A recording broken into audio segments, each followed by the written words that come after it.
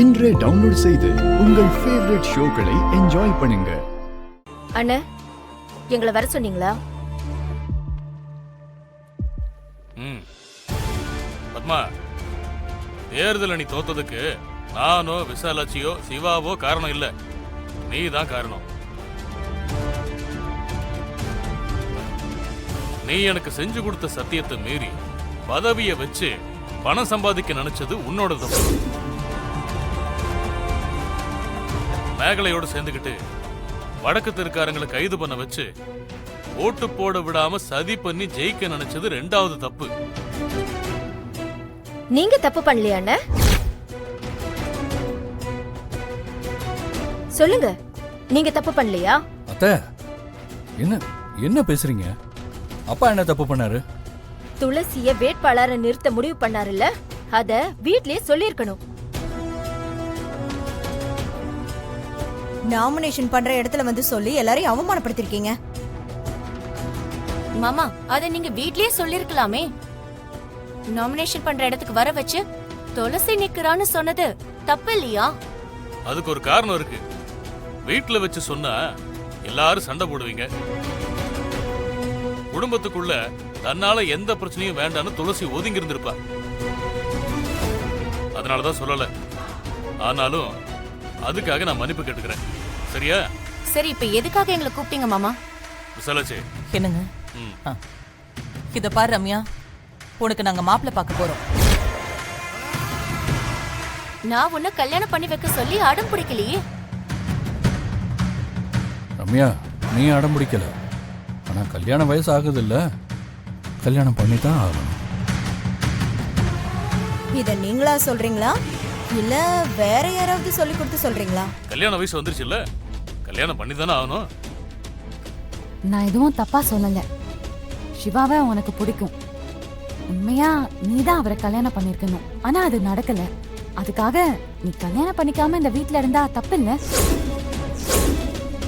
நடக்க வேண்டியதெல்லாம் அந்தந்த வயசுல நடந்தாதான் நல்லது. நீங்க பாக்குற மாப்பிளைய எனக்கு பிடிச்சாலும் பிடிக்காட்டியும் நான் கல்யாணம் பண்ணிதான் ஆகணுமா மாமா? பின்ன பிரசிடென்ட் அம்மா சொல்லிட்டாங்கல்ல, மீற முடியுமா? ரம்யா, உனக்கு பிடிச்சி நீ சம்மதம் சொல்லணும். உன்னோட சம்மதம் இல்லாம எப்படி இந்த கல்யாணத்தை பண்ண முடியும்? அப்ப எனக்கு மாப்பிளைய பாருங்க. நான் ஓகே சொன்னாதானே நடக்கும். எனக்கு எத்தனை மாப்பிளைய பார்த்தாலும் எனக்கு பிடிக்காது. எப்படி கல்யாணம் நடக்குதுன்னு பாக்குறேன். எனக்கு வாட்சவ மட்டும் நல்லவனா இருந்திருந்தா எவ்வளோ பார்த்து என் பிள்ளைக்கு கல்யாணம் நடக்கணுமா? எல்லாம் என் விதி.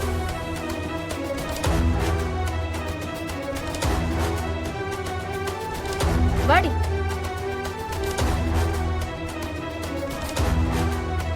என்ன சொல்லிட்டு போறேன்னு கேட்டியா? பத்மாக்காவது அறிவு வேண்டாம்? என்ன ஜென்மம் இவெல்லாம்? நாம எத்தனை மாப்பிள்ளை பார்த்தாலும் ரம்யாவுக்கு பிடிக்காதுங்க. ஆமாப்பா, அவ சொல்லிட்டு போறத கேட்டீங்கல்ல, எகத்தாளமா சொல்லிட்டு போறான். ரம்யா பிடிக்கலன்னு தான் சொல்லுவா. ஓகே பண்ண வைக்க வேண்டியது என்னோட பொறுப்பு. நீங்க ஏற்பாடு பண்ணுங்க ஐயா, பேசிக்கலாம். இத வேற மாதிரி தான் டீல் பண்ணணும்.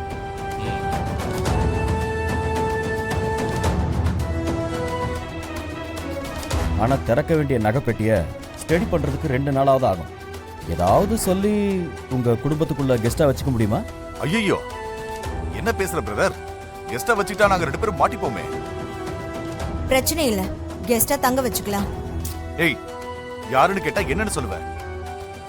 மலேசியா சிட்டிசன் ஜனனிக்கு சித்தப்பான்னு சொல்லி வீட்ல தங்க வைப்போம். அதுக்கு நான் ஏற்பாடு பண்றேன். இதுக்கு ஜனனி ஒத்துப்பாங்களா?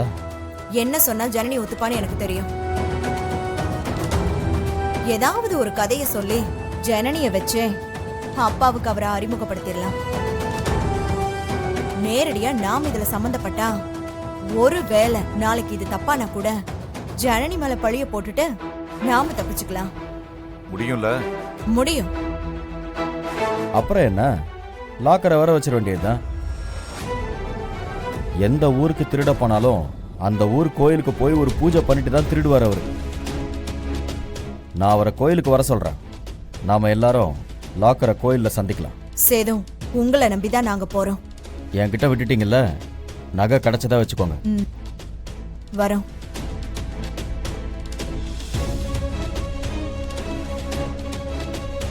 சொல்றத பார்த்தா பல கோடி தேரும் போல இருக்க.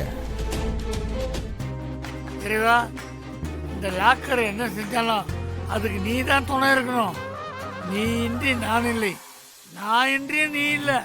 ஏன்னா எல்லாத்துலயும் 50% உனக்கு போடுறல.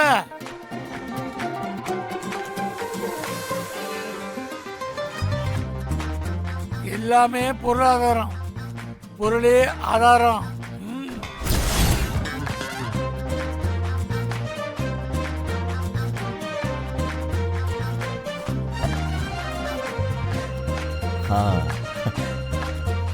பிரதர், அதான் லாக்கர் மாசிலா மணி.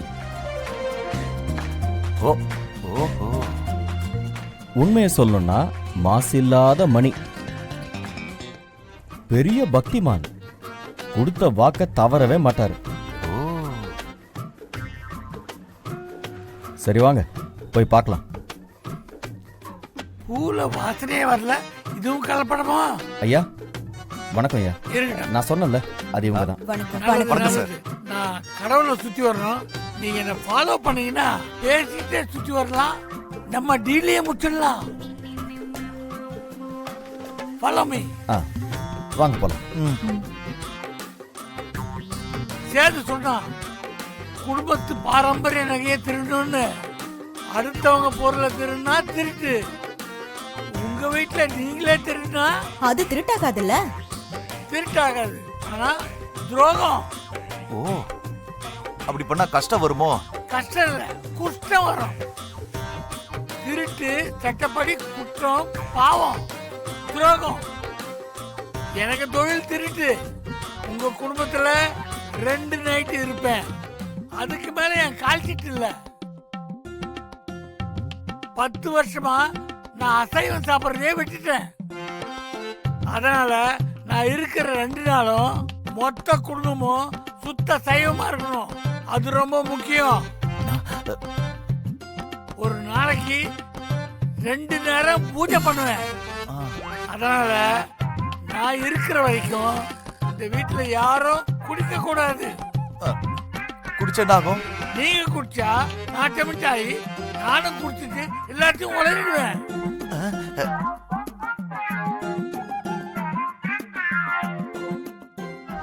திருடுற பொருள்ல திருமாங்கல்யம் இருக்கக்கூடாது, திருட்டு மாங்கல்யமும் இருக்கக்கூடாது. அதுக்கெல்லாம் நீங்க ஒத்து போனாதான் என் பிளானுக்கே நான் அக்ரி பண்ணுவேன்.